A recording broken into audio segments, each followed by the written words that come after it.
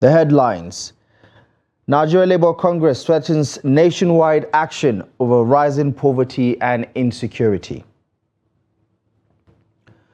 Troops raid bandits' hideout, destroy camps, recover motorcycles in Taraba State. And flood destroys homes and livestock in Kogi. On the foreign scene, Kenya police opened fire at anti-government protesters. Hello, good evening and welcome to the news update on Trust TV. I'm Abdullahi Ahmed.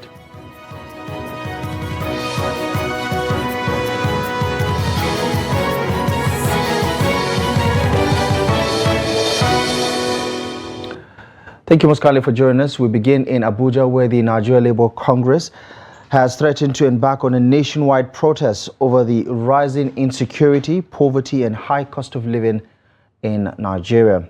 The NLC also warned that Nigerian workers will no longer sit idly while, quote, the nation's economy and democracy crumbles.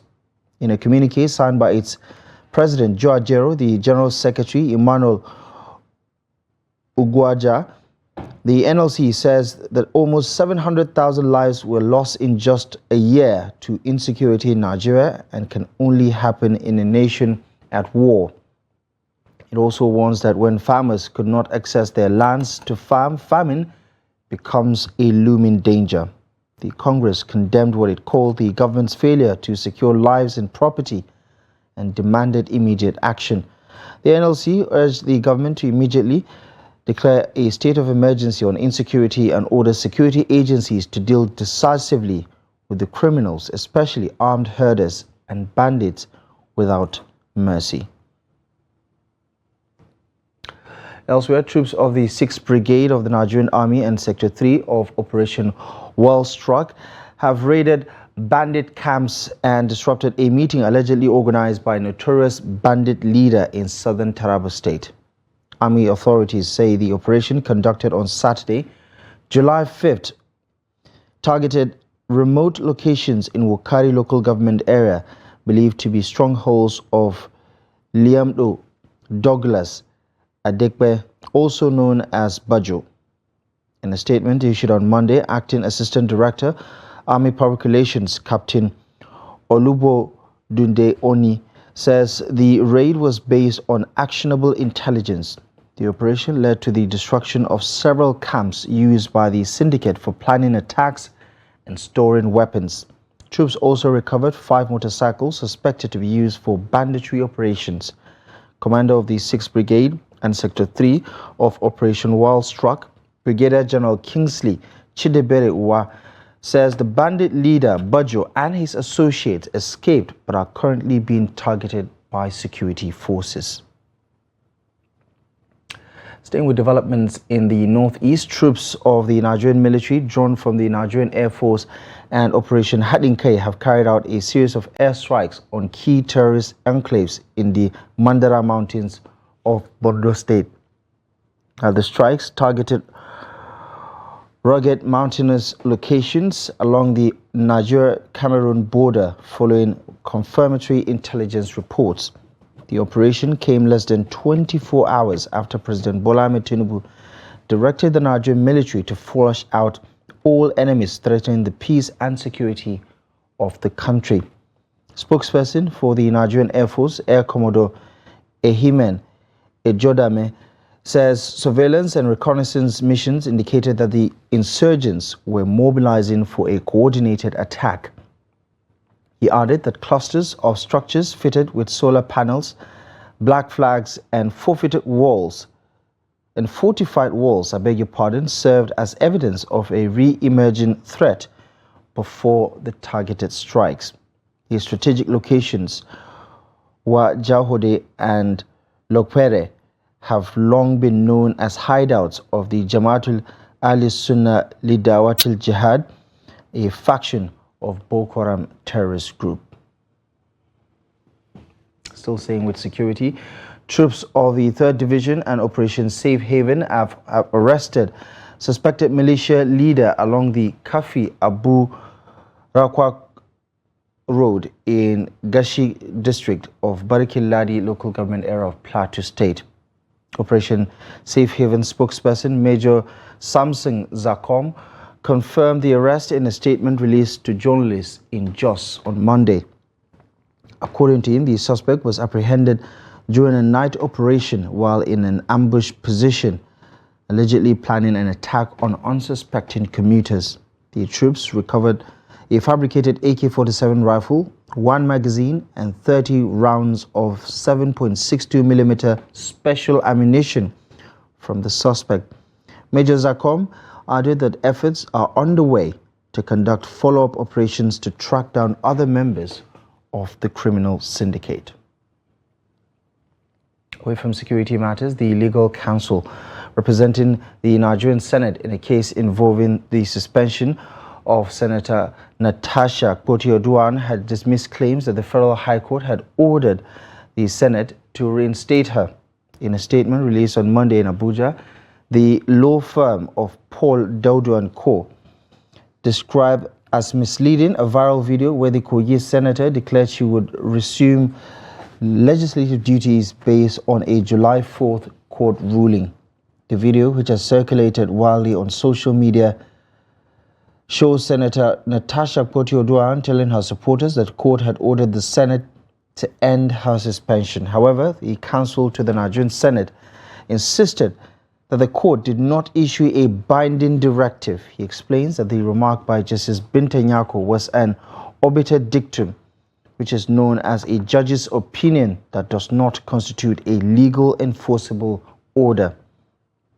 Dauda warned that interpreting such remarks as a court mandate could undermine the independence of the legislature and foster institutional confusion. He urges the lawmakers' legal representatives to exercise professionalism and restraint to avoid sparking a constitutional crisis or disrupting legislative processes. Speaking on that development, the suspended lawmaker representing Kogi Central Senatorial District, Senator Natasha Akpoti-Oduan, had revealed to her supporters that she will resume her legislative duties in the Red Chamber on Tuesday. The senator disclosed this while addressing jubilant supporters in a video circulating on social media. She also expressed her gratitude for her supporters' steadfastness in backing her through the ordeal. Thank you for your support. I'm glad we were victorious today. Yes! And we shall resume in the Senate on Tuesday.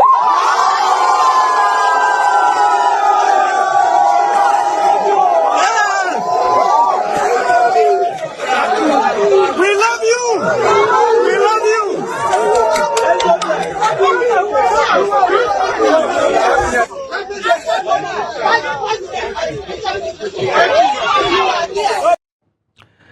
In other political news, the chairman of the Board of Trustees of the African Democratic Congress, Ibrahim Mani, had dismissed claims that the party has compromised its principles to accommodate new entrants, stating that political parties are inherently inclusive within the bounds of constitutional provisions.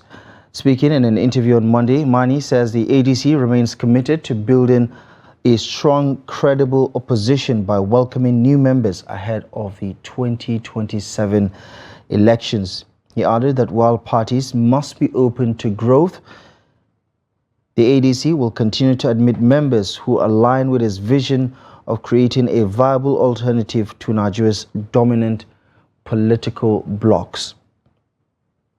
Mani underscored the need to mobilize a coalition of citizens who believe in strengthening democracy through responsible opposition, warning that Nigeria risks drifting towards a one-party state if alternative voices are silenced.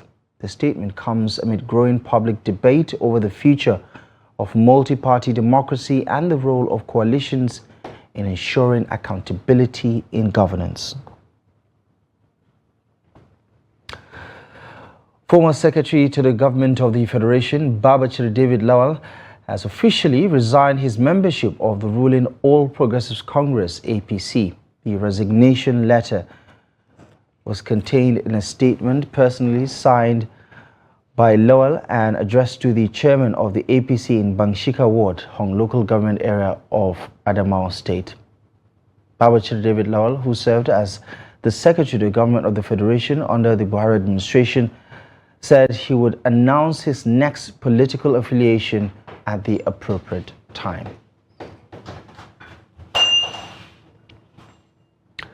This is the news update on Trust TV. Coming up ahead.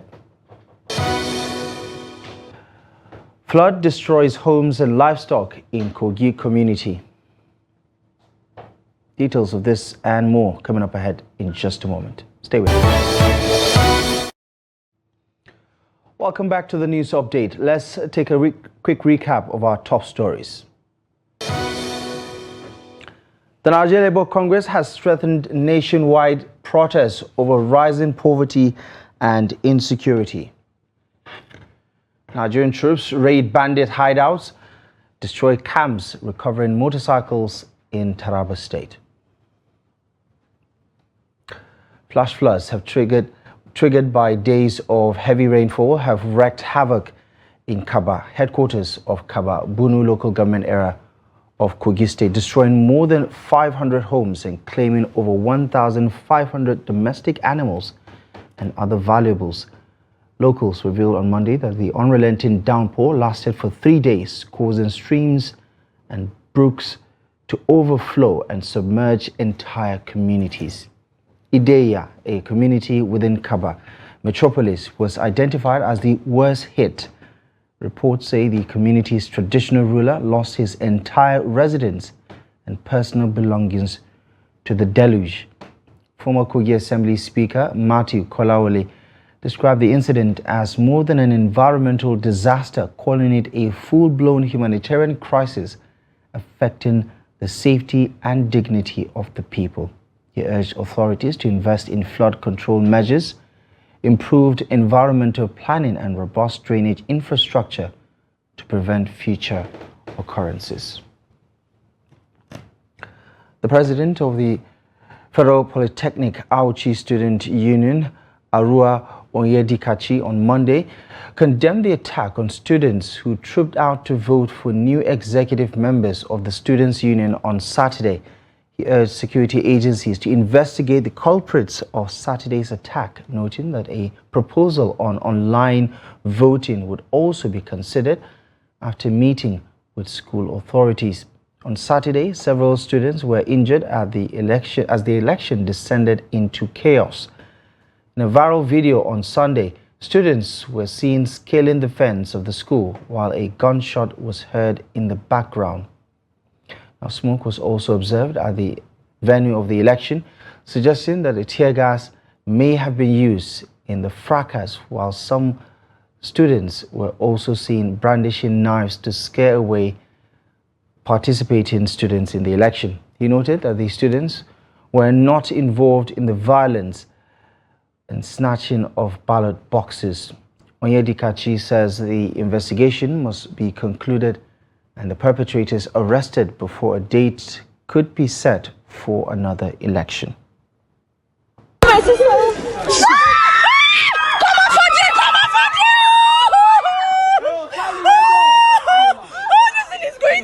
The election, they break some ballot box, as you can see.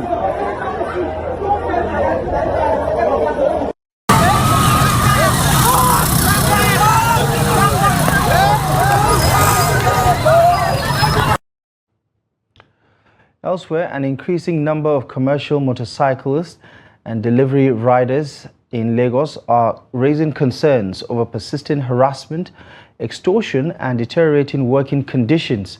Trust TV reports that these riders who navigate the city's busy streets daily are not only battling traffic but also contending with the actions of government agencies, miscreants and difficult customers. The report.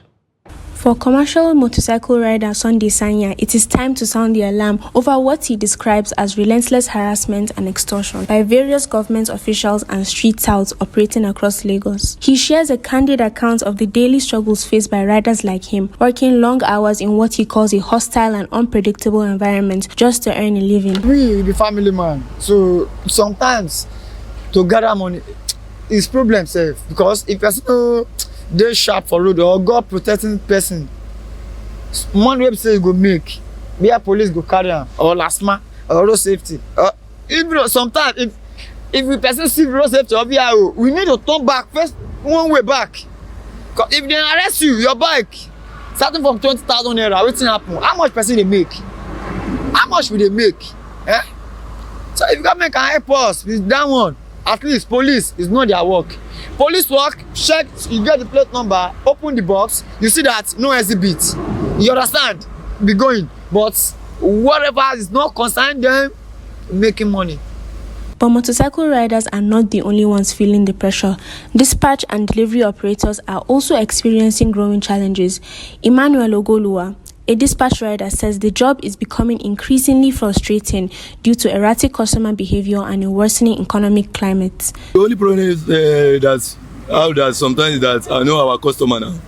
So you will go and do that for them sometimes. The location that you want to deliver the market safe, they may come up for that location. Go another place, find them, go, leave that place, go another place. You understand? Some will even make you annoyed self. With rising costs and mounting pressures, Lagos riders are united in one call: the right to work in peace, free from intimidation and exploitation. They are urging the authorities to take urgent action and restore sanity and fairness to the roads. In business news, the Central Bank of Nigeria has clarified recent speculations regarding charges related to the newly launched non-resident bank verification number platform, affirming that no hidden fees have been introduced, while BVN enrollment for Nigerians residing within the country remains entirely free of charge. Making the clarification in Abuja on Friday, the bank's acting director of corporate communications, Hakama Ali, explains that the fee referenced in the reports applies solely to the recently launched non-resident BVN initiative, a service designed specifically for Nigerians living in the diaspora. According to her, the nominal charge of approximately $50 is not a fee for obtaining a BVN, but rather a recoverable processing cost for remote biometric and due diligence verification. The cost, she noted, covers secure identity authentication, data handling, and technology infrastructure required to support the overseas enrollment process. She described the reports circulating on social media suggesting the imposition of new or excessive charges on Nigerians as inaccurate and misleading, and advised that they should be disregarded. She added that the NRBVN is more than just a one-time initiative, as it forms the foundation of the bank's broader digital transformation strategy aimed at improving and expanding access to financial services for Nigerians globally. And on the international scene, police in Kenya have fired live rounds and water cannons at anti-government protesters in the capital Nairobi on the 35th anniversary of pro-democracy uprising. Local media reports on Monday say at least one person was pronounced dead and several others injured as hundreds of demonstrators advanced in the city, with some blowing whistles while they marched amid heavy police deployment. People rally each year on July 7 to mark the date in the 1990 when Kenyans demanded a return to multi-party democracy after years of autocratic rule by then-President Daniel Arap Moi. The protest, called Saba Saba, meaning 7-7 in Kiswahili, because of the date, has turned into a wider call for President William Ruto to resign. Similar demonstrations over corruption, police brutality, and unexplained disappearances of government critics had descended into violent clashes last month. Protesters accused the authorities of paying armed vandals to discredit their movement, while the government has compared the demonstrations with, quote, an attempted coup.